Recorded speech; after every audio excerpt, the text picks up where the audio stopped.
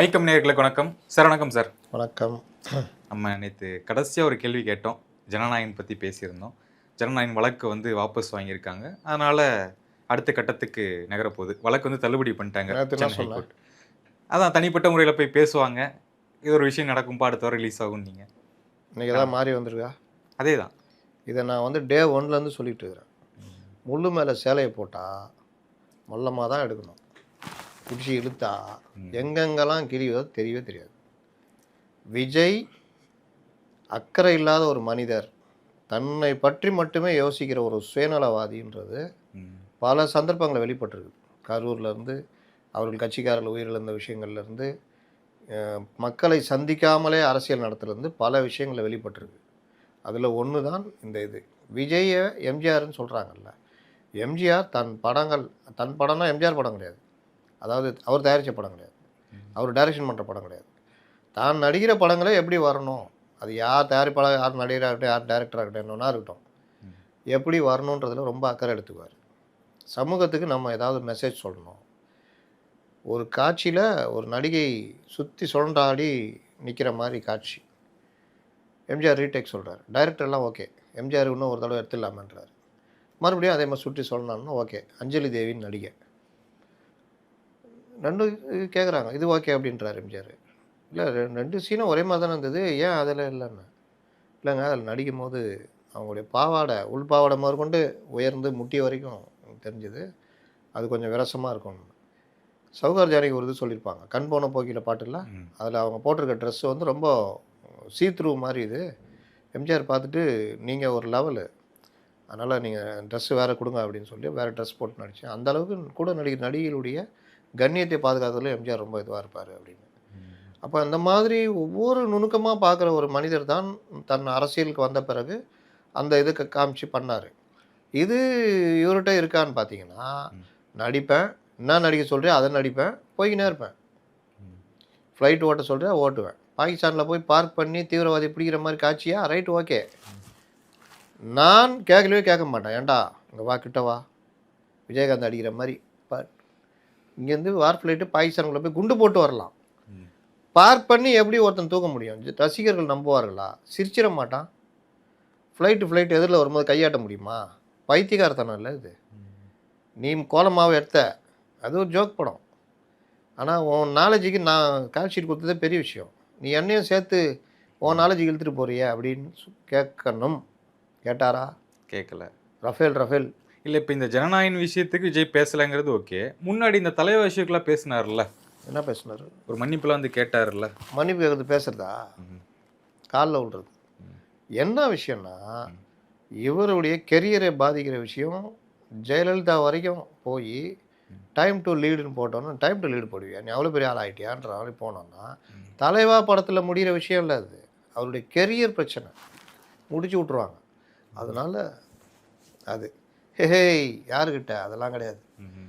இதே மாதிரி எடப்பாடி பழனிசாமிகிட்டையும் போய் நின்றுருக்காரு. அதை தான் நேற்று கடம்பூர் ஜனார்த்தனம், கடம்பூர் ராஜு வெளியிடுறாரு.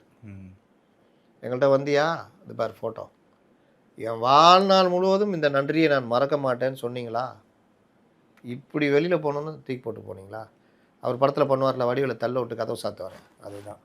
அப்போது நன்றி உணர்ச்சியோ இல்லை தனக்காக உழைக்கிறவங்கள காப்பாற்றணும், அவங்களுக்காக நம்ம நிற்கணும், அவங்க எந்த கஷ்டத்தையும் அனுபவக்கூடாதுன்ற உணர்ச்சியோ எதுவுமே இல்லாத ஒரு மனிதர், தனக்கு மட்டுமே அப்படின்னு நினைக்கக்கூடிய ஒரு மனிதர் அப்படின்றதுனால தான் ஜனநாயகன் படத்தில் அவருடைய அந்த குணம் வெளிப்படுது. எப்படி என்ன பண்ணியிருக்கணும்?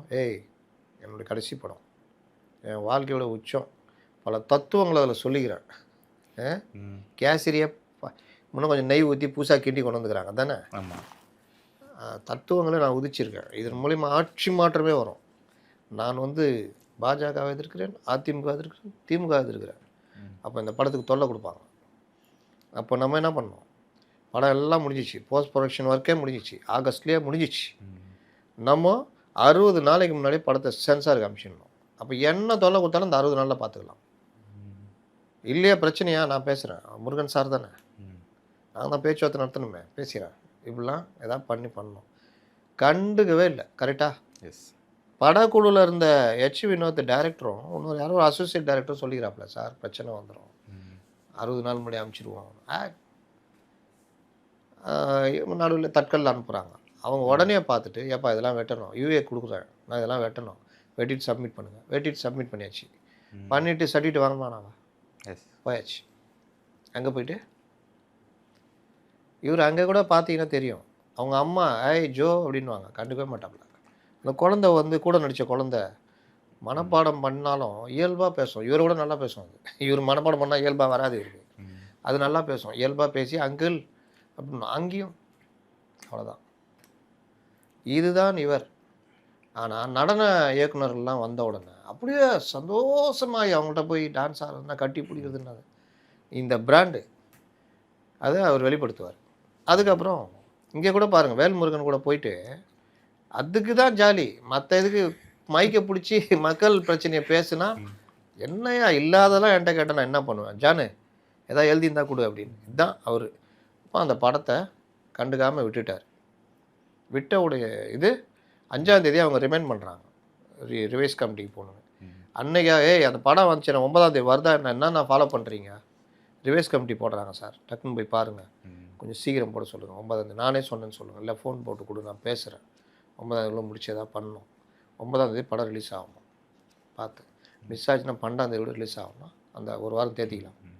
அவன் பாக்கெட்டில் அப்போ தான் பணம் இருக்கும், எப்படி பிடுங்க முடியுமோ பிடுங்கலாம் அப்படின்னு. பண்ணிங்களா? கோர்ட்டுக்கு போகிறாங்க. இவர்கிட்ட தெரியாமல் கோர்ட்டுக்கு போக முடியுமா? இவருடைய கடைசி படம் தத்துவ வித்தகர்களாக வைத்து தத்துவங்களை தெளித்தெடுத்த படம். அப்போது இவருடைய அரசியல் வாழ்க்கையை புரட்டி போடுகின்ற படம்.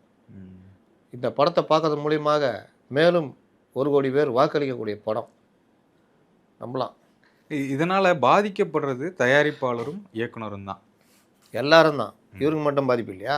இவருக்கும் பங்கு உண்டு, புஷிக்கே பங்கு உண்டு. பாவம், அவரும் பாதிக்கப்பட்டார். அப்போ இவ்வளோ வியாபார ரீதியாகவும் 600 கோடியை முதலீடு பண்ணியிருக்கீங்க. அதில் ஒரு 900 கோடி அப்படி இப்படி எடுத்தால் தான் தயாரிப்பாளருக்கு சந்தோஷம். அமேசானில் அக்ரிமெண்ட் போட்டிங்க, குறிப்பிட்ட டேட்டுக்கு ஓடிடிக்கு வந்துடணும். அப்போ அதுக்குள்ளே ஓடி எடுக்கணும். அப்புறம் இன்னும் பிற இருக்குல்ல, first day, first show, special show, அதில் தானே எடுக்க முடியும். அந்த வருமானம் வேறு இருக்குது. எல்லாம் போச்சா? இப்போ எல்லாம் செலவழிச்சு ஆஞ்சி ஓஞ்சி வெறுப்பில் இருப்பான். பிப்ரவரியில் பண்ணால் இந்த இது கல்ட்டு ஓடும், ஓடி போய் பார்க்க வேணா பண்ணோம். ஆனால் பொதுவாக இருக்கிறவன் சண்டே போகலாம், டிக்கெட் கிடச்சா பார்ப்போம். இதை ஒட்டி பக்கத்தில் ஓடுற தேட்டர் படம் ஓடும், வந்து டிக்கெட் கிடச்சி நாங்கள் போகலான்னு. இந்த பிரச்சனை இருக்குதுன்னு தெரிஞ்சே இவர் கண்டுக்கல. கோர்ட்டுக்கு போகும்போது இவர்கிட்ட கேட்டிருந்தா, கோர்ட்லாம் போகாத வைத்தியகாதர், நான் வேணா அவர் மினிஸ்டர்கிட்ட பேசுகிறேன், நான் என்ன பண்ணுமோ பண்ணுறேன், படத்தை வெளியிடுவேன், அதான் முக்கியம், அதெல்லாம் பண்ணியிருக்கணும், பண்ணலல்ல. அப்போ அதுலேருந்தே நான் சொல்கிறேன், சண்டைக்காரன் காலில் உள்ளது தான் பெஸ்ட்டுன்னு. நீங்கள் போனீங்க வந்தீங்க இது பண்ணி எந்த பைத்தியக்காரனும் பண்ண மாட்டான், உச்சநீதிமன்றம் போக மாட்டான், சட்டம் தெரிஞ்ச எவனுமே பண்ண மாட்டான். ஆனால் கேட்டால் ஐடியா யார் கொடுத்துருப்பா? அந்த இதுதான் லகட பாண்டிகள் தான். அப்போது என்ன ஆகுது, அங்கே போனோன்னு இங்கே துரத்தி விட்றாங்க. கடைசியில் நேற்று என்ன சொன்னேன், இதை நான் ஒரு 10 நாள் முன்னாடி சொல்லிட்டேன். எப்பா நேராக அவன் போய் காலில் விழு, சார் 20 நாளுன்னு சொல்கிறீங்க தெரியும் சார், கொஞ்சம் பார்த்து போடுங்க, நான் பண்ணிக்கிறேன் சார், வாபஸ் வாங்கிக்கிறோம் சார், கொஞ்சம் பண்ணி கொடுங்க சார். இதுதான் நடந்தது. அந்த சினிமாவில் நீ 10 பேர் அடிக்கலாம், நிஜ வாழ்க்கையில் நாங்கள் தான் ஹீரோ, தெரியுதா? நீங்களாம் காமெடி பீஸ், ரைட், போடுறோம், இப்போ வாபஸ் வாங்க. இன்றைக்கி வாபஸ் வாங்கிட்டாங்களா? வாபஸ் வாங்குறதுக்கு அனுமதி கொடுக்கணும் நீதிமன்றம். அது மட்டும் இல்லை, மனு தள்ளுபடி, அதுதான் ரெக்கார்ட் ஆகும். சென்சார் போர்டை எதிர்த்து தாக்கல் செய்த மனு தள்ளுபடி. இப்போ அங்கே பார்த்துருப்பாங்க, நாளைக்கு சர்டிஃபிகேட் கொடுப்பாங்க. இப்போ இவங்க என்ன பண்ணோம், ஒரு வாரம் இந்த மற்ற ஒர்க்கெலாம் இருக்குல்ல, உலக லெவலில் ரிலீஸ் பண்ணோன்னா எல்லாம் ரெடி பண்ணிவிட்டு அதுக்கப்புறம் அடுத்த வெள்ளிக்கிழமை ரசிகர்களுக்காக வருகிறார் ஜனநாயகன், பழைய கேசரி நெய் ஊற்றி புதிய வடிவில். சரி, இப்போது விஜய் வந்து எந்த ஒரு முயற்சி எடுத்திருக்க மாட்டார் படத்துக்காக அப்படிங்கிற விஷயம் வந்து நமக்கு புரியுது. ஆனால் அவருடைய கடைசி படம், கெரியரின் உச்சம் சொல்கிற படம், ஏன் எந்த முயற்சியும் எடுக்கலை? இதுதான் விஜயா? அதுதான் விஜய். நான் தான் முதல்ல அதனால தான் இவ்வளோ சொன்னேன். அவர் அதுதான் அவர் எதை பற்றி கவலைப்படுவார்? விவேக் கேட்குற மாதிரி தான். இல்லை, இப்போ சினிமாலே இந்த அளவு அப்படிங்கும்போது அரசியலில் என்ன பண்ணுவார்? அரசியல் தான் பண்ணுறது தெரியுதுல்ல. எங்கேயா வெளியே வராரா? கோபிச்செட்டிப்பாளையத்தில் கூட்டம் நடக்குது, அது பொதுக்கூட்டம், அங்கே தானே போய் பேசணும். தலைவர் 3ஆம் ஆண்டு தொடக்க விழாக்கு அதை ஒரு விழாவாக மாற்றணுமானாவா? ஒரு மாவட்டத்தில் பெரிய அளவு பொதுக்கூட்டம் போட்டு அங்கே போய் பேசி அதை ஒட்டி அதுக்கு அடுத்து தேர்தல் பிரச்சார கூட்டங்கள் ஸ்டார்ட் பண்ணிட்டோம். அதுக்கு யாரும் இது மறுக்க மாட்டாங்க. நாட்டில் ஏற்பாடு பண்ணிட்டு போய் பேசிட்டு போயிட்டே இருக்கலாம். நமக்கு தான் பேச பார்த்த வரைக்கும் கமல்ஹாசன் அவரே 2ஆம் 3ஆம் ஆண்டுக்கு வந்து நேரில் போனார், கொடி ஏற்றினார், மாநாடு மாதிரிலாம் வச்சுட்டு வந்தார். கமல் 2021 19லலாம் நல்ல பிரச்சாரம், ஊராக போய் பிரச்சாரம் பண்ணார். தேர்தல் பிரச்சாரம் நல்லா பண்ணார். என்ன நமக்கு புரியறதுக்கு 4 நாள் ஆச்சு, மற்றபடி நல்லா பேசி பண்ணாப்புல. அதெல்லாம் பண்ணாப்புல எல்லா தொகுதியும் போனார்னு நினைக்கிறேன் சார். எல்லாம் மேக்ஸிமம் பெரிய அளவில் பிரச்சாரம் பண்ணார். ஜோக் என்னன்னா, மிகப்பெரிய எதிர்பார்ப்போட மதுரையில் எங்கே போட்டாங்க, பெரிய எல்இடி வச்சு 400 அடி அக்கலம் இதுன்னு 8 நிமிஷம் 7 நிமிஷம் பேசினார். ஒன்றும் வரல அவருக்கு. கரெக்டாக பேசணுன்னா அவருக்கு ஒன்றும் வரல. வழக்கம் போல் பேசினா பேசிகிட்டு இருப்பாங்கல்ல, இதுக்கு சொல்லிட்டு இருப்பாங்க, தலைவரே வழக்கம் போல் பேசணுன்னா ஓட்டு விழாது, இவ்வளோ பேர் வந்துக்கிறான் காண்டாயிடுவோம். அதனால் நல்லா தயார் பண்ணி பேசணும். 7 நிமிஷமோ 8 நிமிஷம் தான் பேசினார், சொதப்பிச்சு அந்த கூட்டம். ஆனால் கமல் பேட்டிலாம் கொடுப்பார் தெரியும்ல, அப்படி ஏர்போர்ட்டு போகும்போது பேசுவார், மைக் போடுவான், பேட்டி கொடுப்பான். அவர் பயப்பட மாட்டார்ல சார்? பயப்பட மாட்டார். மற்றவன் பேட்டி எடுக்கிறோம் தான் பயப்படணும். மச்சான் என்னடா சொன்னான், நான் வேறு அங்கே லீடு கொடுக்கணும்டா, எடிட்டர் வேறு என்னான்னு கேட்டுனுக்கிறாரா, டே ஏதாவது சொல்கிறா எனக்கு இருறா, நானே போட்டு பார்க்குறேன், 4வது தடவையாக கேட்டுனுக்கிறேன், என்ன சொல்கிற புரியணும்ல அப்படின்னு. அதனால் அவர் ஏன் பயப்படணும், பேட்டி எடுக்கிறவன் தான் பயப்படணும். ஒரு சண்டை வந்து போய்கிட்டே இருக்குது திமுக கூட்டணியில். இந்த சீட்டு பேரம், காங்கிரஸ் இவங்க வேற குடைச்சல் கொடுக்குறாங்கப்பா, ஒரு ஆளே கிடையாது அப்படின்லாம் சொல்கிறாங்க. அமைச்சரே சொல்ல ஆரம்பிச்சிட்டாரு. இப்போ இந்தவங்க திரும்பினா எம்பி கனிமொழி எம்பி அவர்கள் வந்து எங்களுக்குள்ள எந்த பிரச்சனையும் இல்லையே, பேச்சுவார்த்தை நடத்துறதுக்கு ஒரு குழு போட போகிறோம் அப்படிங்கிறாங்க. என்னதான் பிரச்சனை, அந்த சீட்டு பேரம் அப்படிங்கிறதான், டபுள் டிஜிட் அப்படிங்கிறதான் பிரச்சனையா? கூட்டணிக்குள்ளே பிரச்சனையே இல்லை, கூட்டணி தான் பிரச்சனையே. அப்புறம் என்ன கூட்டணிக்குள்ளே பிரச்சனை இல்லை, கூட்டணிக்குள்ளே பிரச்சனையே இல்லைன்னு நீங்கள் சொல்கிறீங்களே. மாணிக் தாக்கூர் பேசுகிறாரு, இன்னைக்கு சொல்கிறேன், நேற்று சொல்ல, முந்தானத்து சொல்ல, இன்னைக்கு நீங்கள் கனிமொழி சொல்கிற அன்னைக்கு மாணிக் தாக்கூர் ஒன்று சொல்கிறாரு, ராஜகண்ணப்ப ஒன்று சொல்கிறாரு. என்ன ஒரு ஆளா, துணி தான் இதெல்லாம் ஒரு ஆளா, ஸ்டைலு அவனு குடைச்சல் கொடுக்குறேன் ஒரு மாதிரி சொன்னார். அதை தான் சொல்கிறேன். இந்த தன்மை திமுக காரங்கள்ட்ட இருக்கும். திமுக வெளியிலேருந்து திமுகக்குள்ளே வந்தவர், சீரியஸாக சொல்கிறேன். அவருக்கு அதிமுகவில் 91 96 எப்படி இருந்து திமுக எதிர்த்தாருன்றதெல்லாம் திமுக காரங்களுக்கு மறந்து போயிருக்கும். நீங்கள் வெளியில் வந்தீங்க, அப்புறம் ஜெயலலிதாட்ட மறுபடியும் போய் சேர்ந்தீங்க, மறுபடியும் அவங்க இது பண்ணி மறுபடியும் வெளியே தொடுத்துனாங்க, கட்சி ஒன்று ஆரம்பிச்சிங்க, அந்த கட்சியை கொண்டு போய் திமுகவோட கூட்டணி கட்சியில் சேர்ந்துக்கிட்டீங்க. அதுக்கு பிறகு சரி தனி கடை வேலைக்கு ஆகாது, போனி ஆகாதுன்ட்டு நீங்கள் திமுகவில் இணைஞ்சிட்டீங்க. இணையும் போது என்ன கண்டிஷனோடு இணைஞ்சிங்க, இன்னும் பல விஷயங்கள் இருக்குது. இன்றைக்கி உங்களை ஏன் அந்த ஒரு சின்ன துறையில் கொண்டு போய் உங்களை அமைச்சராக வச்சுருக்காங்க, அந்த மாதிரி பல விஷயங்கள் இருக்குது. அதனால் அவங்களுக்கே உரிய அந்த தன்மையோட கூட்டணி கட்சி இன்றைக்கி அவர் அமைச்சராக இருக்கார், அவர் எம்எல்ஏ இருக்காருன்னா அதற்கு ஒரு அடிப்படை காரணம் காங்கிரஸும் ஒரு காரணம் இல்லை.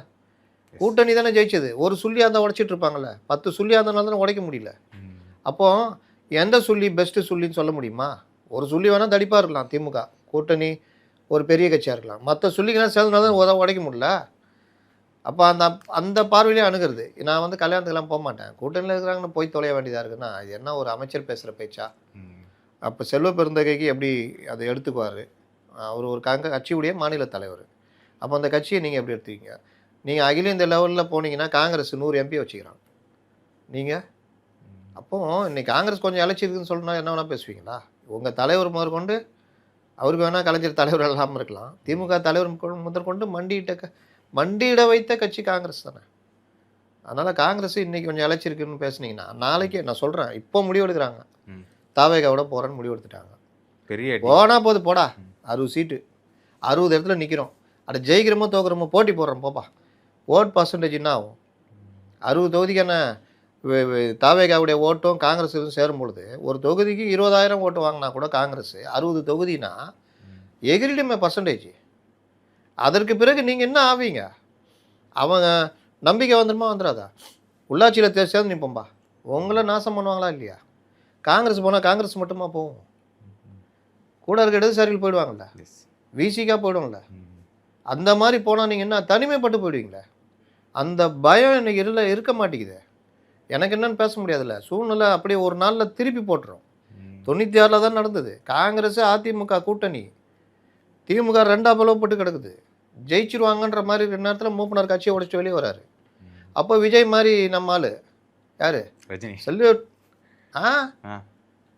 நம்ம வைகோ அவர்கிட்ட போய் கேட்குறாரு மூப்பனார், நோ நோ நோ நான் தான் முதலமைச்சர்ன்றார். இப்போ இங்கே பண்ணுறாங்களே என்டி நாங்கள் தான் இப்போ பார்த்தேன் 42%. நாளை காலில் அது கூடிடும் தங்கம் வேலை மாதிரி எப்படின்னு. அப்போ அந்த மாதிரி பண்ணோன்னா போயிடுறாரு. இங்கே வந்தோன்னா கலைஞ்சு கப்புன்னு பிடிச்சிக்கிறாப்புல. வாங்க வாங்க எவ்வளோ சீட் வேணும் பார்த்து 41 வச்சு இங்கே உட்காருங்க. நீங்கள் ரஜினி போய் கூட்டுவாங்க. ஓப்பனருக்குன்னு இருக்கும், ஷோக்குன்னு இருக்கும். ஒரே நாளில் மாறிடுது எல்லாமே. அந்த மாதிரி ஒரே நாளில் மாறிச்சுன்னா அது இங்கே இல்லைல்ல சார். இப்போ இருக்க ப்ரெசன்ட் டிஎம்கே வந்து அது மிஸ் பண்ணுறாங்கல்ல. ஆமாம். அந்த ஒரு இவர் 2016 இந்த வேலை தானே பண்ணார். விஜயகாந்த் வர பழம் நழுவி பாலில் விழுந்து விட்டதுன்ட்டாப்ல கலைஞர். எல்லாம் பேசி வச்சிட்டாப்ல. 45 சீட்டு தம்பி வாப்பா தந்துடுறார் துணை முதல்வர். அதெல்லாம் பேசிக்கலாம் தம்பி, முதல்ல உள்ள வா பார்த்துக்கலாம். பழம் நழுவி பாலில் விழுந்தது. அவன் டைமில் பேச முடியாமல் கூட இருந்தார், பேசிட்டார். எல்லாம் வருதுன்னா இவங்க நான் 202 ஜெயிச்சிட்டேன், ஆல்ரெடி வின், திரும்ப கிளம்ப வெளியே. அவங்கள போய் ரொம்ப நோண்டினோன்னே ஜெயலலிதா உளவுத்துறை போங்க போட்டு விடுங்க, உங்களை நோண்டினேங்கிறாங்க. இங்கே பேசிக்கிறாங்க. விஜயகாந்த் பார்த்தாரு, ஏற்கனவே அங்கே பாதி உருவிட்டாங்க, நீ வேறு உருவிட்டுனா நான் வரமாட்டேன். உடனே இந்த டீம் போங்கப்பா போய் நீ தான் முதலமைச்சர் வேட்பாளர்னு சொல்லுங்கள், போங்கப்பா. இந்த டீம் போய் நீங்கள் தான் முதலமைச்சர். ஐயோ முதலமைச்சரா, ரைட்டு வா. விஜயகாந்த் வெளியே கொண்டு வந்தாங்களா? அன்றைக்கி ஸ்டாலின் மட்டும் கொஞ்சம் புத்திசாலித்தனமாக முடிவு எடுத்திருந்தாருன்னா அப்பா பேச்சை கேட்டிருந்தாலே போதும், திமுக ஆட்சிக்கு வந்திருக்கும் 2016. சேம் இப்போ காங்கிரஸ் இதே மாதிரி ட்ரீட் பண்ணிங்கன்னா, ஒரு வேளை இன்றைக்கி மாவட்ட தலைவர்களோட கூட்டம், சார் நாங்கள் கவலைப்படல சார், தோத்தா கூட பரவாயில்ல, ஒரு தடவை இவங்களை பாடம் போகட்டலாம், நம்ம தனியாக நிற்போம் சார், விஜய் கூட போவோம், நல்ல வாய்ப்பு. இன்றைக்கி விஜய் பிடிச்சோன்னா விஜய் தாவேகா இது என்டிஏ போகாமல் பார்த்துக்கலாம். இப்போ இல்லைனாலும் 2031 கூட்டணி ஆட்சி, காங்கிரஸ் மீண்டும் ஒரு இதை பிடிக்கலாம். அதனால் தயவுசெய்து இவங்களை கழட்டி விடுங்க. இந்த எலெக்ஷன் தோக்குறோன்னா, இந்த எலெக்ஷன் நமக்கு இல்லை முடிவு பண்ணிங்க, ஆனால் உள்ளாட்சியில் நம்ம அடிக்கலாம், எம்பி தேர்தலில் கட்டாயம் ஜெயிக்கலாம். நீங்கள் இவங்க இருக்க மாட்டாங்க, அந்த திமுருக்கு பண்ணலான்னு முடிவு எடுத்துட்டா என்ன பண்ணுவீங்க? எவ்வளோ பெரிய சிக்கல். அதனால் திமுக ரொம்ப அசால்ட்டாக காங்கிரஸை லீடு மெயின்டைன் பண்ணுறாங்க. வந்துட்டாலும் விஜய்க்குமே பெரிய ப்ளஸ் இல்லை, கட்சி சென்ட்ரல் வரைக்கும் போகும். நீங்கள் ஒன்றும் இல்லாத விஜய் பெரிய ஆளாக்குறீங்க, நீங்கள் உங்களை பலகீனப்படுத்திக்கிறீங்க, காங்கிரஸையும் மீண்டும் தமிழகத்தில் துளிர்க்க வைக்கிறீர்கள். இந்த வேலைலாம் டிஎம்கே பண்ணிக்கிட்டு இருக்குது. அதை முதல்வர் ஒரு கட்சி தலைவர்ன்ற முறையில் அவர் உணர்ந்தாருன்னா நல்லாயிருக்கும். துரைமுருகனுக்கு தெரியும், பேட்டா அனுபவிங்கடா, எனக்கு சீட் தரமாட்டீங்களா இந்த தடவை, அனுபவிங்கடான்னு இருப்பார். ஏன்னா அவர் கலைஞர் காலத்து ஆள். பலருக்கும் தெரியும் முதல்வரை நெருங்க முடியாது. முதல்வர் சுற்றி யார் இருக்கா? தலைவரே போகிறீங்க, ரோட் ரோலர் வரோம் ஏறுறீங்க. எல்லாம் இந்த மினிஸ்டர்ஸா அதிகாரிகள் பல மினிஸ்டர்ஸ் வந்து ஒரு மைண்ட் செட்டில் இருக்கிறாங்க, ஆணவத்தில் இருக்கிறவங்க இருக்காங்க. இப்போ ராஜகண்ணை எடுத்துங்க, இப்போ சேகர் பாபு என்ன சொல்கிறேன், சேர்ந்து ஒரு குழி தோன்ற மாதிரி இருக்கு. ஆமாம், சொன்னது ரெண்டுத்துலேயே காமனான விஷயம் என்னென்னா அந்த ஆளுமை அப்படிங்கிற விஷயம் தான். அது வந்து இங்கே குறைவாக இருக்கா? குறைவாக கூட இல்லை, இல்லவே இல்லை. ஆளுமைன்றது என்ன? ஏன் விஜயுடைய மரியாதை குறைந்து போனது? அவர் கரூரில் அந்த சம்பவம் நடந்த பிறகு அது வரைக்கும் அவருக்கு 10 ரூபா பாட்டிலுக்கு 10 ரூபாலாம் படி பெரிய பேர் இருந்தது. கரூரில் அவர் ஓடினார்ல, இவரோடு சேர்ந்து கூட இருக்கிற ஆளுமை தான் பெரிய ஆளுமை. எது வந்த போதிலும், பகை வந்த போதிலும் மார்பை நிமிர்த்தி நின்று வாளை நெஞ்சுக்கு நேராக வாங்கி நிற்கின்ற வீர இனமடா இனம் அப்படின்ற மாதிரி. யார்? புஷி இந்த நேரத்துலாம் பேசுகிறாரு, ஆதவமெல்லாம். அப்போ இவர்களுடைய வீரம் எப்படிப்பட்டதுன்றது அதுதான் ஆளுமை. இக்கட்டான நேரத்தில் இயங்குவது தான் ஆளுமை. ஒரு வீட்டில் ஒரு பையன் இருப்பான், அவனை யாரும் மதிக்க மாட்டாங்க, கண்ணப்படி இருப்பான். இன்னொருத்தர் பயங்கர சீன் போட்டுன்னு இருப்பார். எது இருந்தாலும் நான் பார்த்துருவேன், அவரு தான், ஐயோ அவர் வந்து அங்கே வேலை செய்கிறாரு, அவருக்கு அவரை தெரியும், ஏதாவது ஒன்று அவர் தான் அப்படி நம்பிக்கிட்டு இருப்பாங்க. இவனை என்ன போ அப்படின்வாங்க. ஒரு அம்மா திடீர்னு மயக்கம் போட்டு வந்துடும், இவர் கூட வந்து பக்கத்தில் அப்பா வச்சு அழுதுட்டு இருப்பார். ஐயோ தான் ஏன் அம்மாவே போயிட்டு அவன் பார்ப்பான், டக்குன்னு 108 ஃபோன் பண்ணுவான், ஏற்றுவான், கூட போவான், இருப்பான், எல்லாம் பண்ணுவான், ரத்தம் வேணாம் ரத்தம் கொடுப்பான், எல்லாம் பண்ணுவான். அப்புறமா தான் அவங்களுக்கு தெரியும் எது ஆளுமைன்னு. ஒரு இக்கட்டான நேரத்தில் இயங்குவது தான் ஆளுமை. ஒப்பாரி வச்சுருந்தோன்னா கொஞ்சம் உயிர் ஊசலாடு செத்து போயிடுவோம். லைட்டாக அட்டாக் வந்துருக்கு வச்சுங்க, இவன் என்ன பண்ணுவான், கோல்டன் ஹவர்ஸ் ரொம்ப முக்கியம், டக்குன்னு 108 ஃபோன் பண்ணி, சார் இந்த மாதிரி இது என்ன செய்யலாம், இதை பண்ணுங்க, ஏதாவது மாத்திரை, அவங்க சாப்பிட்ற மாத்திரை நாக்கு கீழே வைப்பாங்க, அதை வைக்கணும்னா இருக்குதா பாருங்கள், எடுத்து வைங்க, நாங்கள் வந்துக்கிட்டே இருக்கிறோம், வந்தோடனே சார் இருக்குது, அவங்கள எப்படி படுக்க வைக்கணும், எப்படி இது பண்ணணும். ஐயோ போயிட்டீங்களேன்னா அது ஆளுமை இல்லை. நீ என்ன தான் பெரிய ஆளாரு, அப்புறமா சொல்லுவாங்க தம்பி தான் காப்பாத்துச்சு, அந்த தம்பி மட்டும் பண்ணணும். இதுதான் ஒரு எங்கேயுமே ஒரு நிறுவனத்தை கூட எடுத்துக்கலாம். ஒரு பிரச்சனை வருது, ஒருத்தர் எப்படி சால்வ் பண்ணுறாங்க, ஒருத்தர் எப்படி சீன் போட்டுக்கிட்டே இருக்காங்க. இதுதான் எல்லா இடத்துலையுமே இதாகும். காட்ஸ் மஸ்ட் பி கிரேசின்னு ஒரு படத்தில் அவன் இந்த ஹீரோவை ஆரம்பத்துலேருந்தே காமெடியாக காமிப்பாங்க. ஜீப் எடுத்துகிட்டு போவான், அந்த ஹீரோயினை தூக்கி கூட்டு வர போவான், வண்டி தண்ணியில் நின்றோம், தூக்கிட்டு போகிறன்றத தடுக்கி விழுந்து அந்த லேடி இது. ஆனால் அந்த லேடியை விரும்புவான், என்ன பண்ணாலும் இவன் போய் அங்கே பூ கொடுக்க போவான், கூட காலை விட்டுருவான், காலை விட்டு அது கொடுக்க போனால் அவன் தடுக்கி விழுந்து பூவோடு சேர்ந்து கீழே விழுந்து டேபிள்லாம் உடச்சிடுவான். ஆனால் அவன் பெரிய கொலை கூட்டத்தை நல்ல ஐடியா பண்ணி பிடிப்பான். அந்த கொலை கூட்டம் துப்பாக்கி வச்சுட்டு ஒரு 4-5 பேர் இருப்பானுங்க, இவனை ஒன்றும் பண்ண முடியாது. மேலே பார்த்தா ஏதோ ஒன்று இருக்கும், அதை சுடுவான். அந்த இது வந்து மேலே விழுந்தோடனே அரிக்க ஆரம்பிச்சிடும், துப்பாக்கி விட்டு அரிச்சோன்னே எல்லாத்தையும் போய் மடக்கிடுவான். அந்த மாதிரிலாம் பண்ணோன்னே இன்னொருத்தர் சீன் போட்டுனே இருப்பார், அவன் பார்த்தா கடைசியில் துப்பாக்கி வாங்கிட்டு இது பண்ணுவான். ஆனால் அந்த பொண்ணுக்கு எல்லாருக்குமே புரியும் இவன் தான், அதுதான் மேட்ரு. அந்த மாதிரி தான் விஜய். அதனால் ஆளுமைன்றது எந்தெந்த நேரத்தில் வெளிப்பட்டுருக்கணும் அப்படின்னு விஜய்க்கு சான்ஸ்லாம் கிடச்சிது விக்கிரவாண்டியில். அதற்கு அடுத்து அவரை எதிர்பார்ப்பு இருந்ததில்ல, அவர் வருவார் போவார் பெருசாக பண்ணுவார்னு. அங்கே தூய்மை பணியாளர் போராட்டத்தில் இந்த மாதிரி பல விஷயங்களில் அவர் ஒன்றும் இல்லை, ஜீரோ.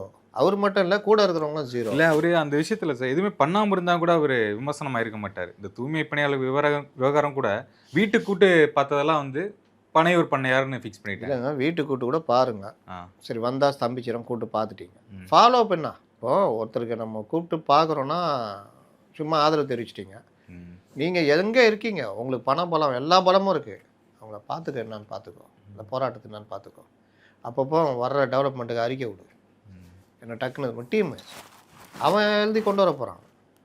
இந்த மாதிரி சேத்துல இறங்கி நிற்கிற அளவுக்கு பண்ணுறீங்க. நான் தூய்மை பணியாளருக்கு உணவு போடுறேன்னு நீங்கள் பஜனை பாடுறீங்க. இங்கே 1500 குடும்பம் சேத்துல கூவம் காற்றுல அவனை விருப்பப்பட்டா நிற்கிறான், என்ன கவர்மெண்ட் நடத்துறீங்கன்னு விஜய் கேட்டால் அது எப்படி இருக்கும்? கட்சிக்காரனை அனுப்பணும், ஓ சென்னை மாவட்டத்தில் யார் இருக்கா, ஆதவ் நீங்கள் பார்த்துக்குங்க, போங்க அவங்களோட ரெகுலர் லிங்கில் இருங்க.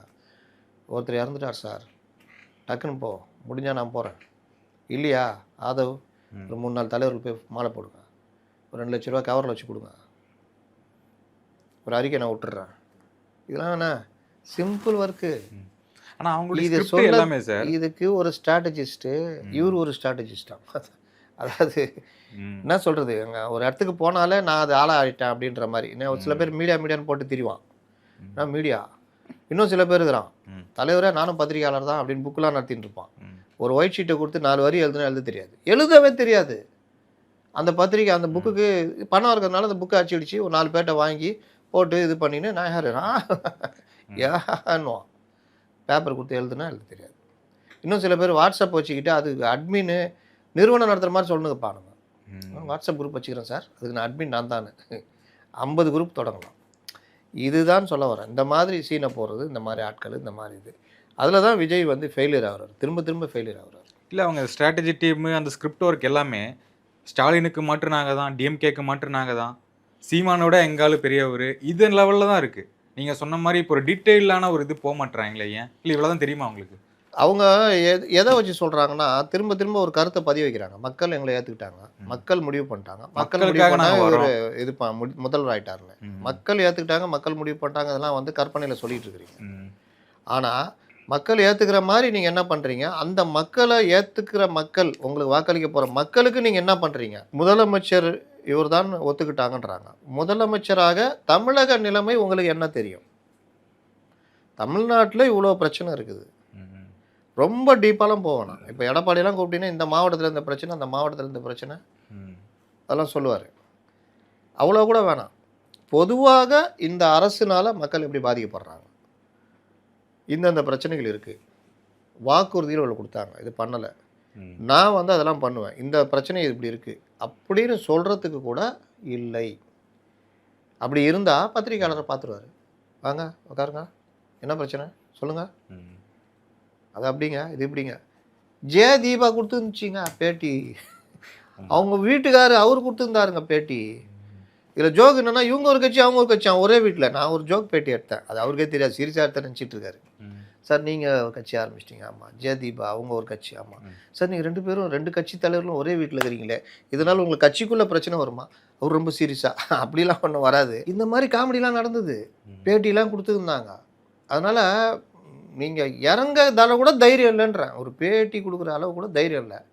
சரி ஒருத்தன் கேமரா கொண்டு வந்து தலைவரே அவன் வீட்டுக்குள்ளேயே வர்றான், நீங்கள் இது பண்ண ரெக்கார்டிங் பேட்டி தான், இது நான் தப்பாக சொல்லிட்டேன், இது வேணாம் பண்ணிட்டு இது வேணாம், அதுக்கு கூட தயாராக இல்லை.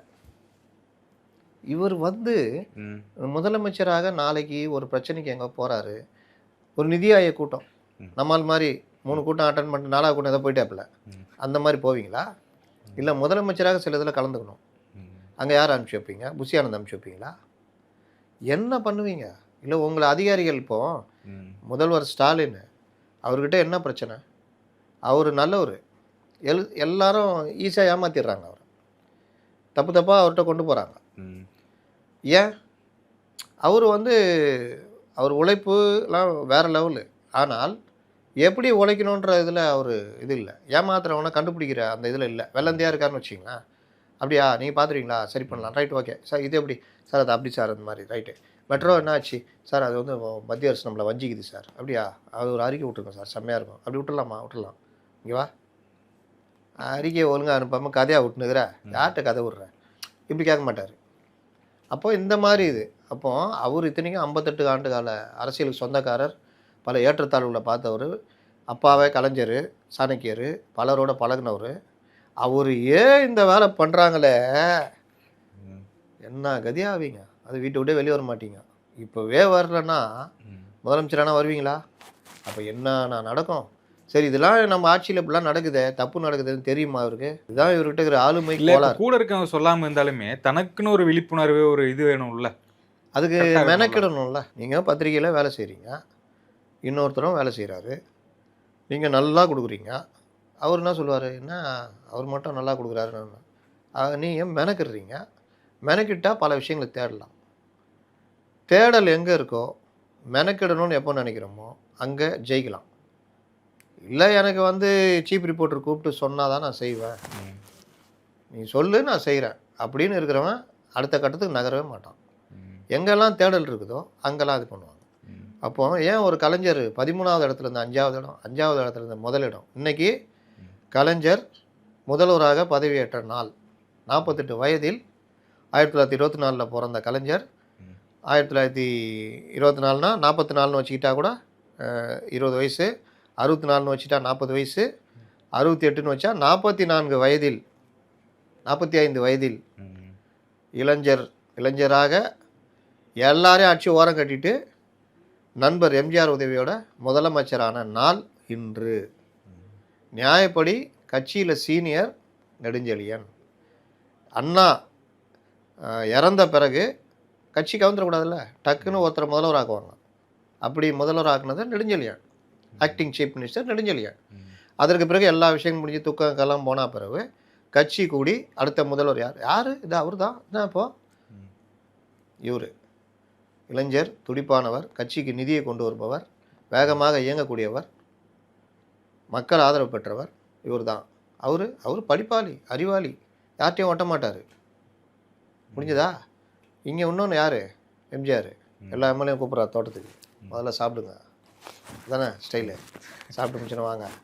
யார் இது? கலைஞர் தான். அப்போ போட்டி வைக்கிறாங்க. போட்டியே இட மாட்டேன்ட்டு வேலைக்கு போயிடுறாரு நெடுஞ்செழியன். நான் இப்படிலாம் தேர்ந்தெடுக்கல, எல்லாரும் சேர்ந்து என்ன ஆக்குனா நான் வர்றேன். வந்தால் ஹீரோ. இந்த அமெரிக்கா மாப்பிள்ளை இதெல்லாம் கிடையாது. இவர் கலைஞர் அவர்கிட்ட பேசுகிறாரு. நான் நீங்கள் துணை முதல்வராக இருங்க, அவை முன்னவராக இருங்கள், நீங்களும் முதல்ல உட்காருங்க, நான் 2வது உட்காடுறேன். நோ வந்தால் ஹீரோ அமெரிக்கா மாப்பிள்ளை. நோ பேட்டா ஒன்று நாங்கள் எப்படி தான் பார்க்குறோம். ஒன்று பவரே உனக்கு தெரில. ஓபிஎஸ் மாதிரி லாஸ்ட்டில் கலைஞர் முதல்வர் ஆகிறார். தலைவர் பதவி பெரியாருக்காக இருந்ததை இவர் எடுத்துக்கிட்டு தலைவர் பதவி அதுலேயும் சில மாற்றங்கள் கொண்டு வந்து பவர் ஆகுது. இன்னை வரைக்கும் திமுகவில் தலைவர் பதவி பவர் கலைஞருக்கு பிறகு. அதற்கு பிறகு நல்ல தேர்வு தான் கலைஞர் அப்படின்னு நிரூபித்தார். இதே நெடுஞ்செழியன் இருந்திருந்தால் இந்திரா காந்தியை சமாளிச்சிருக்க முடியாது, 50 ஆண்டு காலம் இந்த கட்சியை வழிநடத்திருக்க முடியாது. இது பல மைனஸ் இருக்குது. ஆனால் கலைஞர் என்கிற நபர் இல்லைன்னா திமுக 13 ஆண்டு காலம் வனவாசம் இருந்தப்போ செதறி போயிட்டுருக்கோம். அப்போ உடன்பிறப்பே உனக்கு தெரியாதா, வாங்கிய வாக்கு சதவீதத்தை எண்ணிப்பார், என்னதான் நடிகர் நாடாளமாக இருந்தாலும் நம்முடைய வாக்கு சதவீதத்தை தொட முடிந்ததா என்று பார். ஒன்று நம்மால் படிப்பான். அப்போல்லாம் படிக்கிறது தானே. தலைவர் பாடுறா அப்படி சொல்லிக்கிறாரு. நம்ம தாண்டா ஜாஸ்தி ஓட்டு, இருந்தாலும் ஏமாத்திட்டான்டா அப்படிறா. அவனுக்கு அறிவே இல்லை. உடன்பிறப்பே உனக்கு தெரியாதா, எல்லாம் உனக்கு தெரியாதா, உனக்கு தெரியாதா, அப்படி. அது ஒரு சைக்காலஜிக்கல் அட்டாக். உனக்கு தெரியாதா, என்னதான் இவர் ஆண்டாலும் இவரால் எதாவது பண்ண முடிகிறதா, இவருக்கு அந்த திறமை இருக்கிறதா, தலைவர் மாதிரி இதுவே கிடையாதுடா. அமெரிக்காவில் பிறந்து அன்றைக்கி அமெரிக்கா ஜனாதிபதி, அவர் கரகம் தமிழ்நாட்டில் பிறந்துட்டார். நம்மளுடைய இது தலைவர் என்ன மாதிரி அந்த மாதிரி அவர் இன்னைக்கு ஆட்சிக்கு வந்த நாள். எங்கே இருந்தார்? 13வது இடத்துல. எப்படி வந்தார்? 5வது இடத்துல. எப்படி வந்தார்? முதல்வர். அதுதாங்க திறமை, அதுதான் ஆளுமை. உங்களுக்கு ஒன்றுமே இல்லை. இப்போ ஸ்டாலின்னு எடுத்துக்கிட்டாலும் போட்டியை கலைஞரே விலைக்கு கொடுக்குறாரு. வைகோ தான் பவர் ஆகிறாரு. இவர் எப்படி நவுத்துறது? திடீர்னு மத்திய அரசு ஒரு இது அனுப்புது, அவங்களுக்கு கட்சிக்குள்ளே பிளவு ஏற்படுத்தணும்னு. இவர் அதை வெளியிடுறாரு. என்னை கொல்ல சதி. வைகோ அதில் ஒரு ஆள். தலைவர் கலைஞர் என்னையா சொன்னீர்கள்? ஏய் மனோகராவசனெல்லாம் பேசாத, நீ தான். அதனால் என்ன முடிவு பண்ணிக்கணும்னா வெளியில் அனுப்பிச்சி விட்டுறாங்க. கலைஞரே நானா குற்றவாளி, என்ன வேணால் சொல்லிக்க, போ வெளியே போய் சொல்லு போ. அவருக்கு பின்னாடி பெரிய இளைஞர் பட்டாலும் 19 மாவட்ட செயலர் எல்லாம் போகுது. கட்சியே இவர் கலைஞர் எதிர்பார்த்த மாதிரி டம்மல் டிமில் ஆகிடுது. என்னடா இது, நம்ம அடுத்த ஆளை உருவாக்கலான்னு இங்கே இது பண்ணால் இது கட்சி இப்படி ஆகிடுச்சேன்னு. அவர் தலைவரே கவலையப்படாதீங்க, என்ன நான் முட்டு சந்து கூட்டு போக முடியுமோ என்னால் கூட்டு போக முடியும்னு வைகோ கூட்டு போனார். ஒன்றும் இல்லாமல் போனார். இவருக்கு ராஜபாட்டையை போட்டு கொடுத்தாரா இல்லையா கலைஞர்? இன்றைக்கி வந்து உக்காந்துருக்காரு. அப்போது அந்த அனுபவங்கள் என்ன இருந்தாலும் ஒருத்தன் இயற்கையாக போராடி தன்னை அடித்து ஒரு அஜித் படம் வருமே, ஒவ்வொரு ஸ்டெப்பும் நானாக செதுக்குனடா என் வாழ்க்கைன்னு. அப்படி செதுக்கியவர் கலைஞர், அப்படி செதுக்கியவர் எம்ஜிஆர், அப்படி செதுக்கியவர் ஜெயலலிதா. ஒவ்வொருத்தரும் அவங்களுடைய வாழ்க்கையை அவங்க செதுக்குனாங்க. ஜெயலலிதா 80 வரும்பொழுது ஆரம்பிக்கிறப்ப அவங்கெல்லாம் பெரிய பவர், சாதாரணமாக வர்றது தான். ஆனால் அந்த நடிகையாக இல்லாமல் ஒரு நாலேஜபிள் பர்சனாக அவங்களுடைய வாசிப்பு, அவங்க அவ்வளோ புத்தகங்கள் படித்ததுனால அதை அரசியலுக்கு மாற்றி எப்படி எப்படிலாம் வர முடியும், யாரை எப்படி தட்ட முடியும்னா இது. அதில் ஆரம்பிக்கிறப்ப உணவுத்துறை அமைச்சராக தானே இருந்தார். அப்போ செதுக்க முடிஞ்சதில்ல அவங்களால. எம்ஜிஆர் பெற முடியாத வெற்றியை விட அதிக வெற்றியை எம்ஜிஆரால் கூட தனியாக கூட்டணி இல்லாமல் நிற்க முடியல. ஆனால் இவங்க கூட்டணி இல்லாமல் ஏடிஎம்கே 634 தொகுதியிலும் போட்டி போட்டுச்சு 2016. அப்போது அதுதான் ஆளுமை. அந்த ஆளுமை இன்றைக்கி அவர் என்னதான் முதல்வர் ஸ்டாலின் பெரிய பலமான கட்சி அதோடைய தலைவராக இருந்தாலும் அது கலைஞர் போட்டு கொடுத்த ரூட்டில் அவர் போகிறாரு. இப்போ வர தேர்தலில் அவர் உண்மையான பரீட்சை எழுத போகிறாரு. அப்போ அவர் எப்படின்னு பார்க்கலாம். இப்போ அப்பா போட்டு கொடுத்த ரூட்டில் மகன் போகிறார் உதயநிதி. இவர்கள் இருவருமே இவர்களே மற்றவர்கள் இயக்குகிறார்கள் அப்படின்றது உதாரணம் தான் நம்ம நேற்று பேசுனது. தலைவரே காக்கி பேண்ட் வேலை சட்டை போட்டுக்கிறீங்க, அப்படியே துண்டு எறிவாங்க, அப்படி தூக்கி பாக்யராஜ் ஸ்டைலில் அப்படி போட்டுக்கிறீங்க. அப்போ எனக்கு தலைவரை நீங்கள் வந்து ஸ்டில் இது செல்ஃபி எடுக்கிறீங்க, ஏப்பா இது எல்லாம் இங்கே வா பழுன்னு ஒன்று யாருண்ணா பைத்தியக்காரன் நினச்சினுக்கிறியா? துட்டை வாங்கிட்டு இந்த பழைய மொந்தையில் புதிய கல்லா விஜய் பண்ணதை எங்களை பண்ண விட்டு ட்ரால் மெட்டீரியல் ஆக போறியா? என்ன நினச்சிக்கிட்டு இருக்கிற? வாங்க பாலான்னு வச்சு இவனை முதல்ல வெளியே அனுப்பு. புது யோசனையே கிடையாது. அப்படி தானே பண்ணோம். ஆனால் இவங்க என்ன பண்ணுறாங்க? அரைச்சதே ஆடாடா சூப்பர்ரா. அவன் அதுக்கேற்ற மாதிரி 10 பேரை செட் பண்ணி வச்சுருப்பான். நீங்கள் இது பண்ணியதுனால இன்று முதல் நீங்கள் இப்படி அழைக்கப்படுவீர்கள். அந்த இதில் வரும் அந்த மாதிரி தலைவரை துண்டை போட்டிங்க பாருங்கள் ஸ்டைலு. அண்ணி அங்கேருந்து ஃபோன் பண்ணி கேட்டாங்க, வேறு லெவலில் இருக்குதுன்னு சொன்னாங்க. எங்கள் வீட்டில் எங்கள் ஒய்ஃப் கூட சொன்னாங்க, ஐயோ பயங்கரமாக இருக்குது அன்றைக்கி பைக்கில் இருந்து, அதை விட பயங்கரமாக இருக்குது அந்த ஸ்டைலு, அப்படியே ஜெயிலர் படம் பார்க்குற மாதிரி இருந்துச்சுன்னு சொன்னாங்க. அப்படியா சொன்னாங்க. இப்படி உருட்டுவாங்க, தோற்று போய்ட்டு இதெல்லாம் ஓடி போயிடும். அப்போ டேய் உருட்டாத, யார்கிட்ட உருட்டுற அப்படின்ற மைண்ட் செட்டோட இருக்கும். கலைஞர்கிட்ட இருந்தது அது, உருட்டாத வா. என்ன சொல் நம்ம பேட்டி எடுத்துமே அறிவாலயம் சேகர், அவர் ஒரு சம்பவம் சொன்னார். என்னென்னா பலர்ட்டையும் கேட்குறாரு. ஜெயலலிதா ஒரு கூட்டம், பிரம்மாண்டமான கூட்டம் 2005 2010 பீரியட் நினைக்கிறேன். அன்றைக்கி தான் மன்னிப்பு கேட்குறாங்க. இந்த ஆடு மாடு கோழி பலியிடு அதெல்லாம் நான் அந்த கூட்டம் ஏற்பாடு பண்ணதே தௌஹீத் ஜமாத் அந்த டீம் தான், தமுமுகன்னு நினைக்கிறேன். அந்த கூட்டத்தில் பகிரங்கமாக ஜெயலலிதா மன்னிப்பு கேட்குறாங்க. நான் இனி அப்படி இருக்க மாட்டேன், நான் இப்படி இருப்பேன்னு. அந்த கூட்டத்தை பற்றி கலைஞர் கேட்குறாரு. என்ன கூட்டம் தலைவர்? ஒன்று மேலே ஒரு 5000 பேர் இருப்பான், அதுதான் ஒன்றும் இல்லை தலைவராக. ஏன்னா இவர் சந்தோஷப்படணுன்னு. ஆனால் அவர் ஏமாறுறாளா? அவர் சரி இப்போ இன்னொருத்தரை கூப்பிட்டு என்ன தலைவர் நல்ல கூட்டம், அவங்க அங்கே பேசுகிற பேச்சு பெருசாக ஈடுபடும், சிறுபான்மை மக்கள்கிட்ட பெரிய அளவு ரீச், அது கண்ணில் தெரியுது, புரிஞ்சிட்டார். அவர் ரிப்போர்ட்லாம் வாங்குற எல்லாம் பண்ணுறாரு. நேரு ஒரு பேட்டி கொடுக்குறாரு, அதே 2011. என்னவா எப்படி இது திருச்சி பல தடவை நான் சொல்லிட்டேன் அதை. தலைவரை வேறு லெவலில் திருச்சியில் எல்லா தொகுதியும் நம்ம தான், நம்ம உன் தொகுதியை காப்பாற்றிக்கோ. என்ன தலைவர் சொல்கிறீங்க? ம். அப்படி தான் இருக்குது நிலமை, ம். பார்த்துக்கோ. அப்போ என்ன நடக்க போகுதுன்றதையும் ஏற்றுக்கிறவன் தான் தலைவன். முடிஞ்சால் அதில் எதாவது மாற்ற முடியுமான்னு பார்க்குறவன் தான் தலைவன். ம். சும்மா தலைவரை அப்படியா எல்லா தொகுதியும் தலைவரை சரி சரி பார்த்துக்கா நல்லா அப்படின்னு போனால் அது என்ன அது? அதுதான் பிரச்சனை. இவர் அது கூட கிடையாது.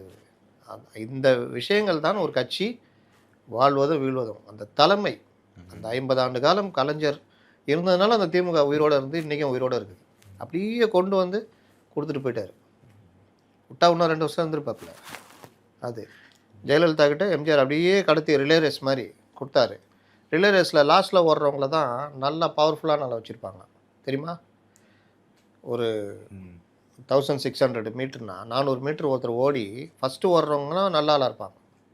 அவன் 4 பேர் டீமில் ஃபஸ்ட்டு லாஸ்ட்டு வெயிட்டாக இருக்கும். ஃபஸ்ட்டு பிச்சீட்டு ஒன்று கொடுத்துருவாங்க. 2வது 3வது தடுமாறினாலும் 4வது வாங்குறாங்கல்ல, வாங்கிட்டு ஓடுறதுல எல்லோரையும் மீறி போய் ஃபஸ்ட்டில் வந்துடுவாங்க. நம்ம நினச்சிட்டு இருப்போம் இவங்க இவ்வளோ கேப்பு கிடச்சிச்சே, அவங்க வாங்கிட்டு ஓடினா பிறகு இவங்க வந்து வாங்குறாங்களேன்னு. ஆனால் அந்த ஆள் தான் அந்த டீம்லேயே நம்பர் 1 ஆளாக இருப்பாங்க. அப்போது ஜெயலலிதாட்ட கொண்டு போய் கொடுக்குறாரு. எப்படி ஓடினாப்புல? எடப்பாடிகிட்ட கொடுக்குறாங்க. முன்னாடி 5 பேர் ஓடின்னு இருக்கிறாங்க. இந்த ஓடி வந்துட்டார்ல, இப்போ ஒரு மாற்றம் வந்துச்சுன்னா ரிலே ரேஸில் கரெக்டான ஒரு தேர்வுன்னு வரும். வாங்கின்னு மொல்லமாக நொண்டி இருந்தா முடிஞ்சிடும் கதை. நம்மளால் அந்த வேலை தான் பண்ணுகிறாப்புல. ஒரு இந்த கூட்டத்துக்கே டென்ஷன் அப்படின்னு போட்டு மிலிட்ரி ஆகிட்டார் அவர். அப்படியே இந்த இது மாதிரி நடந்துக்கிட்டு அப்படியே உங்களுக்கு என்ன வேணும்? மலை மேலே நிற்கணும், அங்கேருந்து கீழே பார்க்கணும், அப்படி தண்ணி குடிக்கக்கூடாது, ஒன்றுக்குன்னு வந்தால் கூட போகக்கூடாது, சாப்பிடக்கூடாது. நீ ஒன்றுக்கு போன நேரத்தில் ஒருத்தன் வந்துடுவான். என்னையா எதிரி நாட்டில் போய் சண்டைக்கா போகிற? இந்த என்னது ஆப்கானிஸ்தான் இந்த பார்டர் இருக்குதே, இந்த படத்தெல்லாம் அங்கே அந்த மாதிரியா போகிற ஸ்னைப்பர் வச்சு அடிக்கிறதுக்கு? அந்த ஆள் வரப்போகிறாரு. அதுவும் என்ன கூட்டம்? பொதுமக்கள் கூட்டம் இல்லை, இவங்க ஆளுங்களா 5000 பேர் கூட்டு உட்கார வைக்கிற கூட்டம். அதுக்கு இவ்வளோ. அப்போ ஆளை பார்த்து நீயே பயப்படுற அதானே? அதுவே கண்ட்ரோல் பண்ண முடியல. இதுக்கு ஒரு மிலிட்ரி டென்ஷன். அவர் யாருப்பா? மிலிட்ரியில் ஜவானா இருந்தவரோ? நான் போடுறேன். உண்மையில ஒரு இதாக இருந்தாரா? ஏன் ஊருக்கு தடிக்கு வந்தால் 10 பேர் இருப்பாங்க ஜவானுங்க. நீ இன்னும் மதுரை பக்கம்லாம் போயிட்டா பெரும்பாலும் மிலிட்ரி போயிட்டு ரிட்டையர் ஆகி வரணும் இருப்பான். அதில் யாராவது ஒருத்தர் கூட தான் நிற்க வர போகிறாரு. அது பார்த்து என்சிசியில் இருந்து சாப்பிடக்கூடாது, தண்ணி குடிக்கக்கூடாது. அவங்களும் பாவம் என்ன பண்ணுவாங்க? பவுன்சர்ஸாக அவங்க. பவுன்சர்ஸ் கிடையாது, தலைவரை பார்க்கணுன்னு அவனும் வந்துட்டான். வந்தவொடனே மலையில் நிற்க வச்சிட்டா, என்னடா இது கிட்ட வந்து பார்க்கலான்னு பார்த்தா அங்கே போய் கல்வராயன் மலையில் போய் நில்லு, அங்கே கள்ளச்சாராயம் காய்ச்சிறவனை பார்த்துக்கோ, இவனை பார்த்துக்கணும். என்ன கதை இது? அதனால் இவர்களால் தான் 5000 பேர் வர போகிறாங்க. இதுக்கு இவ்வளோ பில்டப் இவரை கூட்டணும். ஒரு 3 வருஷம் ஆயிடுச்சு, இன்னும் அந்த ஸ்ட்ரக்சரே வரல. இன்னும் அந்த நடிகரை பார்க்க ஒரு ஆர்வம் தான் இன்னும் இருக்கு. ஆமாம், அப்படிதான் நீங்கள் அப்படி தானே வச்சுக்கிட்டு இருக்கிறீங்க. அவர் ஒரு 10 தடவை வந்துட்டாருன்னா அவனுக்கு சாதாரணமாகிடும். யார் வரா? விஜய். சரி சரி உங்கள் மாவட்டத்துக்கு நீங்கள் போங்க, எங்கள் மாவட்டம் வரும்போது நாங்கள் பார்த்துக்குறோன்னு வரும். என்றைக்கோ ஒரு மாதிரி அந்த டைட் பண்ணி அந்த இதை காமிச்சிருந்தா அதானே பிரச்சனை. அதனால் அந்த இதை மெயின்டைன் ரெகுலராக காமிச்சா நம்ம ஃபேஸ் வேல்யூ போயிடும் அப்படின்னு போட்டோம். அறிவு வச்சு பண்ணுங்க. அண்ணாதுரை என்ன பெரிய அழகரா? ஃபேஸ் வேல்யூ இருந்துச்சு அவருக்கு? காந்திக்கு என்ன ஃபேஸ் வேல்யூ இருந்ததா? எதை வச்சு நினச்சிக்கிறாங்களோன்னு கேட்குறேன். அதுதான் அப்படி நினச்சிக்கிறாங்களா? ஆமாம், எதுவுமே இல்லாதவன்னா நினைப்பான். நான் என் முடி சரியில்லை, நான் என் உயரம் சரியில்லை, நான் ரொம்ப பேர் ஒரு இடத்துல போய் போட்டி போட முடியாமல் இருக்கிறது காரணம் என்னென்னா இன்ஃபீரியாரிட்டி காம்ப்ளெக்ஸ் இருக்கும். நான் பேசுனா ஏதாவது தப்பாக போயிடுமோ. ஏன் தப்பாக போயிடும்னா உனக்கு அதில் விஷயம் ஞானம் இல்லைன்னா தப்பாக போயிடும்னு பயம் வரும். நம்ம உயரம் இல்லையோ, நம்ம சரியான தோற்றம் இல்லையோ, நம்ம இப்படி இருக்கோமோ, கருப்பாகிறோமோ, இந்த மாதிரிலாம் வந்தால் தன்னைத்தானே தாழ்த்திக்குது. தன் நம்பிக்கை அப்படின்னு என்னென்னா தன்னை நம்புவது. உங்களை நீங்கள் நம்புனீங்கன்னா, உங்களை நீங்கள் மதிச்சிங்கன்னா தான் நீங்கள் ஸ்டவுட்டாக இருப்பீங்க. உங்களை நீங்களே மதிக்கலைன்னா நீங்கள் எங்கே போனாலும் குறுக்கி நிற்பீங்க. மற்றவங்க உங்களை மதிக்க மாட்டாங்க. பாரதியார் இருந்தாரா இல்லையா? கிழிஞ்ச இதுதான் போட்டிருப்பார், வறுமையில் தான் வாடினார். அந்த கோட்டை கழட்டினாரா? கோட்டை கழட்டினா 4 இடத்துல சட்டை கிழிஞ்சிருக்கும். காந்தி சென்னைக்கு வந்திருக்காரு, போகிறாரு. காந்தி, மிஸ்டர் காந்தி, இன்றைக்கி நான் பீச்சில் ஒரு கூட்டம் போட்டிருக்கேன், வந்து பேசுகிறீங்களா? இல்லை எனக்கு கூட்டம் இருக்குது. ஓகே, நான் பார்த்துக்கிறேன். இங்கே போயிட்டு ஐயா காந்தி ஐயா நீங்களா சென்னைக்கு வந்துடுறீங்களா? ஐயா ஐயா கொஞ்சம் பேச முடியுமா? இல்லை டைம் இல்லை ஐயா, நீங்கள் பேசிட்டு சொல்லிட்டோம், வாங்க ஐயா. யார் இவர்? இவரை தெரியுமா? இவரை தெரியாது யாராக இருக்க முடியுமா? உமக்கு என்ன தொழில்? எமக்கு தொழில் கவிதை எழுதுதல், நாட்டுக்கு உழைத்தல், இமைப்பொழுதும் சோராதிருத்தல். அவ்வளோதான். நீ போகலாம், நான் போயிடும். நீ என்னடா சொல்கிறது? நான் போகிறேன், நான் சொல்லிட்டு போகிறேன். இந்த ஸ்டவுட்னஸ் இருந்ததில்ல, அதுக்கு வறுமை காரணமாக இருந்ததா? வீட்டில் படி அரிசி இருக்காது, அரிசி கொஞ்சோன்னு வச்சுருப்பாங்க, அதை தூக்கி குருவிகளாம் போட்டு காக்கை குருவி எங்கள் ஜாதின்னு பாட்டு பாடு. ஐயோ உழ வைக்கிறதுக்கு இவ்வளோ அரிசி வச்சுருந்தா, அதையும் தூக்கி தானம் பண்ணிட்டாரு. குருவிக்கு போட்டு ரசிக்கிறது. அவர் எதாவது பாதிச்சதா? வறுமை அவரை பாதிச்சதா? அவர் பாடின பாடல்களில் அவர் உலக லெவலில் பாடியிருந்தார். அப்போது அவரை எதுவுமே பாதிக்கலை. ஏன்னா அவர் எதையும் உள்ளே விட்டுக்கல. இன்னொன்று அவரை நம்பினார். அவரை பெருசாக மதித்தார். நீ என்னடா என்ன மதிக்கிறது, நான் தானே என்ன மதிக்கணும் அப்படின்னு. இந்த தன்மை இருக்கிறவங்க ஜெயிப்பாங்க எல்லா இடத்துலையுமே. ஐஏஎஸ் தேர்வு போகிறீங்க, நீங்கள் எப்படி உக்காடுறீங்க, என்ன பேசுகிறீங்க, உங்கள் விஷயத்தில் எப்படி நீங்கள் இது பண்ணுறீங்க, ஒரு விஷயத்தை நீங்கள் எப்படி எதிர்கொள்கிறீங்க, அதான் இன்டர்வியூவில் ஜெயிக்கும். நீங்கள் என்ன தான் ப்ரிலிம்ஸு மெயின்ஸ் எழுதிட்டு போனாலும் இன்டர்வியூ போகும்போது இப்படி உக்காந்திங்க வச்சுக்கிங்க முடிவு பண்ணுவாங்க. தம்பி பார்த்துக்கலாம் தம்பின்னு. அப்போ இப்படியும் உக்காரக்கூடாது. அப்போது ஒரு போஸ்டரு ப்ளஸ் கேட்குற கேள்வி நீங்கள் எப்படி உள்வாங்குறீங்க, எப்படி பதில் சொல்கிறீங்க, உங்கள் உணர்ச்சியை வச்சுக்கிட்டு அந்த பிரச்சனையை நீங்கள் அணுகுறீங்களா, இல்லாட்டி ஒரு தலைமை பண்போடு அந்த பிரச்சனையை அணுகுறீங்களா, இதெல்லாம் பார்ப்பாங்க. நீங்கள் ஒரு மதத்தை சார்ந்தோன்னா அந்த மதத்தை வச்சு ஒரு கேள்வி வரும். அப்போ நீங்கள் மத ரீதியாக நீங்கள் இயங்குகிறீங்களா, உங்கள் பதில் எப்படி இருக்குது, இந்த மாதிரி ஆளுமைன்றது இப்படி தான். இதெல்லாம் சேர்ந்து தான் ஆளுமை. அது இருக்கிறவன் ஜெயிக்கிறான். அது இல்லாதவன் என்ன தான் நீ பூஸ்ட் பண்ணி கொண்டு வந்தாலும் தெரிஞ்சிடும் இது டெம்மி பீஸ். இப்போ கடந்த 2 முறை பிரேமலதா அவர்கள் நின்ற தொகுதியில் வந்து ஜெயிக்கவே இல்லை. 16 ஆகட்டும் 21 ஆகட்டும், 16ல் 2% கிட்ட வந்தாங்க. இப்போ 1% கூட தாண்டலை அப்படிங்கிறது தான்.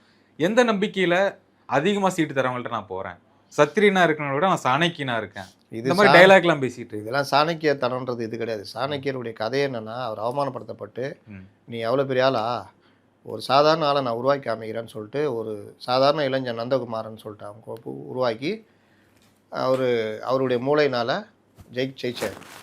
நீங்கள் என்ன அந்த சாணக்கியரா? சாணக்கியர்ன்றது வேறு. அது கலைஞருக்கு இவங்கெல்லாம் சொல்லலாம், ஜெயலலிதா கூட சொல்லலாம். ஏன்னா சாணக்கியருக்கே விபூதி அடித்தவங்க அவங்க, அந்த மாதிரி சொல்லலாம். சாணக்கியத்தனம் இது கிடையாது. இது வந்து வியாபார புத்தி. யார் ஜாஸ்தி தரீங்களோ அது. அதை அவங்க சும்மா சொல்லிக்கிறாங்க. இன்றைக்கி என்ன திரும்ப பிட்ட போடுறாங்க, 2000 இந்த நிற்போம் பண்ணுவோம், அடுத்து உள்ளாட்சி தேர்தல் வரும், அதில் நம்ம வெல்லுவோம் அப்படின்னா நான் கீழே இருக்கிறவங்களாம் இப்போ நமக்கு இருக்குது உள்ளாட்சி தேர்தலில் நல்ல கூட்டணி அமைஞ்சால் நமக்கு இருக்குது. அதனால் அப்படி போகுது. அவங்க இப்போ வரைக்கும் மதில் மேல் பூனை தான், நம்ம ஒன்றும் சொல்கிறதுக்கு இல்லை. சூர்யா அவர்களுடைய தந்தை சிவகுமார் அவர்கள் ஒரு விஷயம் சொன்னார். விஜய் அவர்கள் அரசியல் வந்துட்டார், அவர் வரணும்னு மக்கள் முடிவு பண்ணிட்டா யாருமே தடுக்க முடியாது அப்படின்னு ஒரு பாசிட்டிவான ஸ்டேட்மெண்ட் ஒரு மூர்த்த நடிகர், ஒரு முக்கியமான நடிகர்கிட்ட இருந்து வருது. விஜய்க்கு இது எப்படி ஆதரவா? இந்த கருத்துக்கு உங்களுடைய விஷயம்? அவர் தான் பொடி வச்சு தானே சொல்கிறாரு. நாளைக்கு சூர்யா வந்து அரசியலில் ஈடுபட்டு சூர்யா வரணும்னு மக்கள் முடிவு பண்ணால் சூர்யா தான் முதலமைச்சர். இது என்ன பெரிய விஷயம்? மக்கள் யாரை முடிவு பண்ணாலும் அவங்க தான் முதலமைச்சர்ன்றாரு. அப்போ வரணும்னு முடிவு பண்ணோன்னா மக்கள் மனசில் இவருக்கு தகுதியான ஆளுன்ற எண்ணத்தை உருவாக்கணும். இதைத்தானே எவ்வளோ நேரம் பேசிக்கிட்டு இருக்கிறோம். ஆளுமை, செயல்படுறது, மக்களுக்கான பிரச்சனைகளை பேசுறது, கட்சியை பலப்படுத்துவது, கட்சியுடைய விஷயங்களை கீழே வரைக்கும் கொண்டு போகிறது, இது எல்லாம் சேர்ந்து தான் மக்களை வந்து இவர் வரணும் அப்படின்னு எம்ஜிஆர் நினச்சாங்கல்ல. 80ல் 55% திமுகவும் காங்கிரஸும் 2 பேரும் ஒன்றா நிற்கிறாங்க. எம்ஜிஆர் 33%. ஆனால் மக்கள் அன்றைக்கி தீர்மானித்தாங்க எம்ஜிஆர் வரணும்னு. 55% இருந்த இவங்க தோற்று போயிட்டாங்க, எம்ஜிஆர் ஜெயிச்சார். அதனால் மக்கள் உண்மை தான். அதுக்கு நீங்கள் எப்படி இருக்கீங்க? எம்ஜிஆர் ஊராக போய் கேட்டார், நான் என்னங்க தப்பு பண்ணேன், 3 வருஷம் ஆட்சி கழிச்சிட்டிங்க, நான் ஊழல் பண்ணனா அப்படின்லாம் கேட்டார்ல. அந்த மாதிரி அந்த ஆளுமை தன்மை இருக்கணும். திரும்ப திரும்ப நான் அதுதான் சொல்கிறேன். ஒரு இறுதியான கேள்வி சார். இப்போது சமூக வலைதளங்களில் இந்த பேட்டி விவாதங்கள் எல்லாமே போகிறது என்னென்னா, நம்ம பேசிட்டோம் இருந்தாலும் சொல்லிடுறேன். இந்த நாத்தாக்கா வெர்சஸ் தாவேக்கா, தாவேக்கா வெர்சஸ் அதிமுக, இந்த மாதிரி போயிட்டு நம்ம நேற்று தான் பேசணும். ஆமாம், நேற்று தான் பேசியிருந்தோம். பட் இது ரொம்ப கடுமையாக போயிட்டுருக்கு. அதாங்க அஜெண்டா. நீங்கள் அவங்களோட சண்டை போடுங்க, அவங்க எங்களை விட்டுட்டு உங்களோட சண்டை போடுவாங்க, நாங்கள் தனியாக இயங்கிட்டு இருக்கிறோம். இது அஜெண்டா. திமுக அஜெண்டாவுக்கு வாய்ப்பாக தாவேக்கா நாம் தமிழர் கட்சியும் அதிமுகவையும் முறைச்சிக்கிட்டு இருக்குது. அதுதான் பெரிய விஷயன்ற மாதிரி பேசுகிறாங்க. இது ஒரு அஜெண்டா. இதே அதிமுகவினரும் தாவேக்காவினரும் நாம் தமிழர் கட்சியும் புரிஞ்சிக்கணும், விஜயும் புரிஞ்சிக்கணும். ஏன்னா உங்கள் தனித்தன்மையை நாங்கள் தான் அவங்களுக்கு எதிரினா அதை தான் அடிக்கணும். அதை அடித்தா தான் நீங்கள் ஜெயிக்க முடியும். இந்த வேலை பண்ணியிருந்தீங்கன்னா அது உங்களுக்கும் சேர்த்து தான் மைனஸாக போய் முடியும். நேர்காணலுக்கு நன்றி சார். வணக்கம்.